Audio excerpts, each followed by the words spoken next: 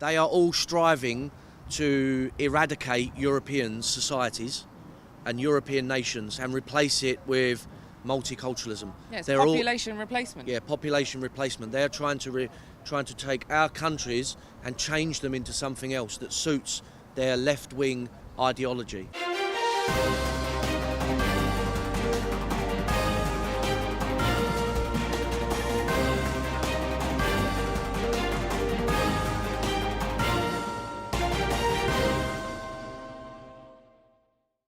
If you could tell us, why are you here in Poland? Well, we've come to Poland specifically to support Jacek Miedla, who is in court. We have similar problems in our country with free speech. It seems that if you speak out against the establishment, against Islam, against political correctness, any of that, you can be persecuted and prosecuted. We have been many times, and now Jacek is facing the same thing. So we are here today to offer our support. Right. Last days we heard a lot about Poland, but I'm curious what you knew before you came here about Poland, about our political situation and about the people.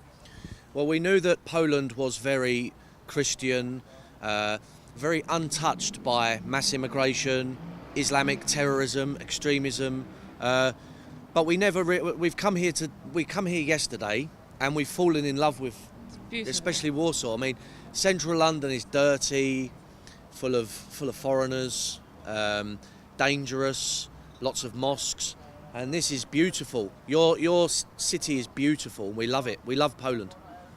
Have you seen that famous photo from Warsaw Metro where only white people were on that photo, and it shocked Europe? They said that it's because Polish people are chauvinists, because we don't mix with other nations. Have you seen maybe that? And if not, what do you think about that?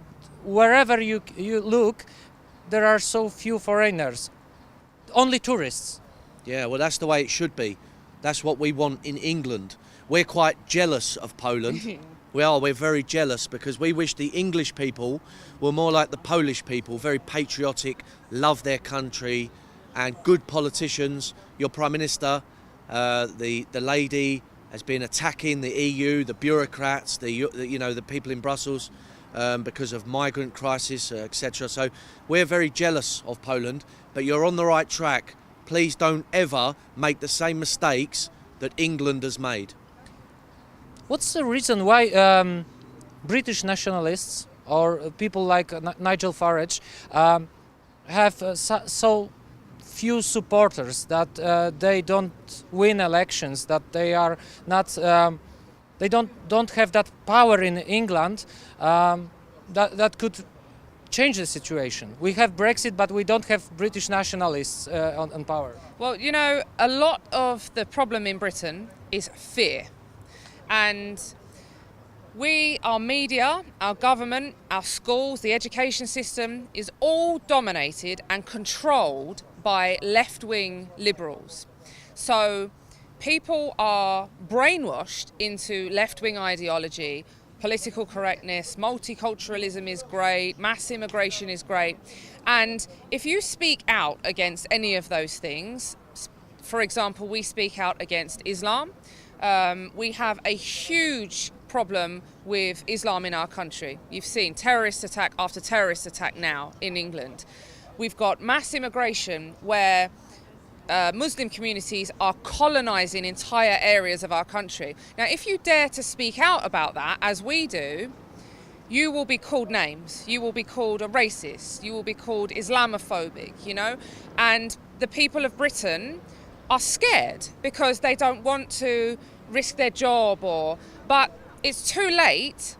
You can't be scared anymore because their fear and their silence is costing people their lives. Children are being bombed. People are being, you know, our soldier was beheaded on our streets, and still people are silent.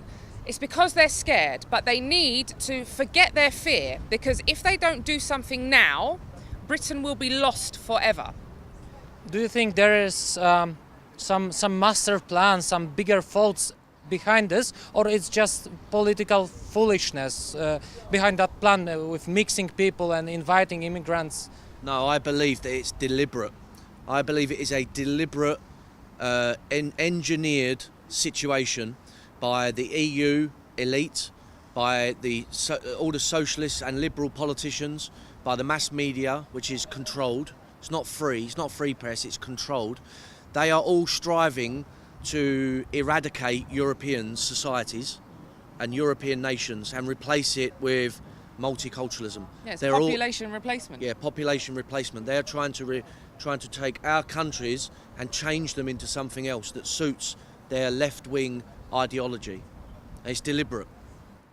Who do you think is behind that? Who controls it? Because we in Poland hear often that some greater countries tell us what to do, that they actually rule Poland, and it's kind of exotic to hear that someone pushed Britain to some politics.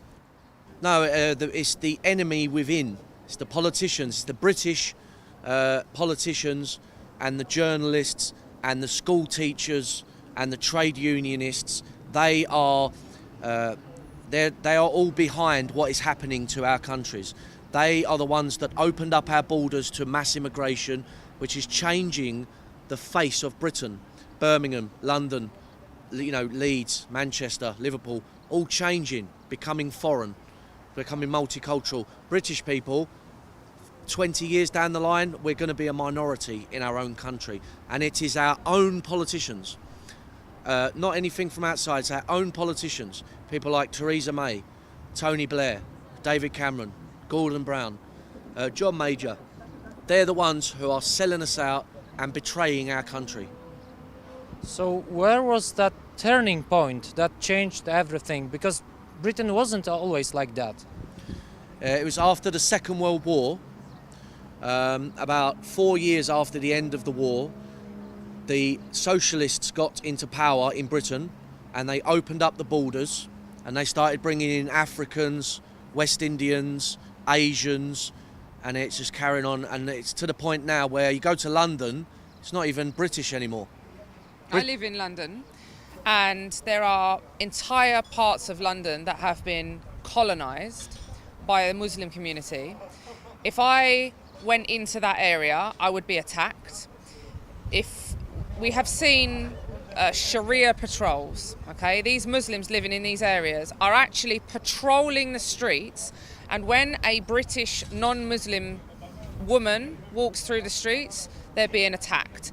If a man walks through the streets, they're being attacked. And this is going on in our country because our establishment allowed them to form these colonies, and we have lost entire parts of our country. Gone. So, in the end, what would you say to Polish people right now? Because most of us every day hear that it's primitive thinking, that we are so many years behind the Europe, behind the civilized world. Good, yeah, good. Keep going. Like Paul said, look, we've come to Poland. I haven't been before.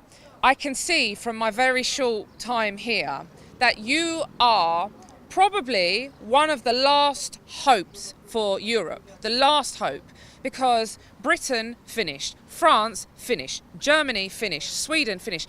Poland, forget what people say. It goes back to what they're doing in Britain. Name calling, you're bigots, you're this. No. You are doing what you should be. Every nation should want to protect their own people. They should want their own people to thrive in their country. They shouldn't want to replace them with people from outside, the third world. So my message to Poland would be that stay strong. Stay strong. We love you, and we will be spending a lot more time here. God bless Polska.